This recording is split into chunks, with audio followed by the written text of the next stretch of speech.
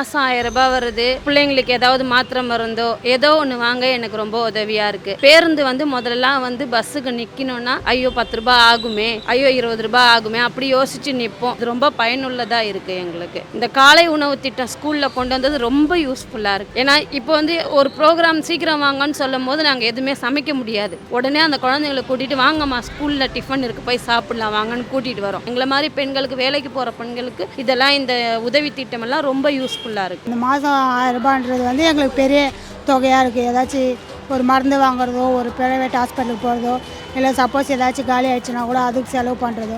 இலவச பஸ் ஆகட்டும், மாதம் 1000 ரூபா கொடுத்துட்ருக்காங்க. என்னோடய பொண்ணுக்கு நான் சேவிங் பண்ணிகிட்ருக்கேன். இப்போது காலேஜ் போயிட்டுருக்காங்க.